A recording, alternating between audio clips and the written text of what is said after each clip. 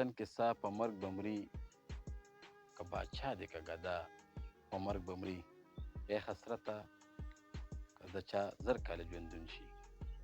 بچ به نشي خامخا په مرګ به مري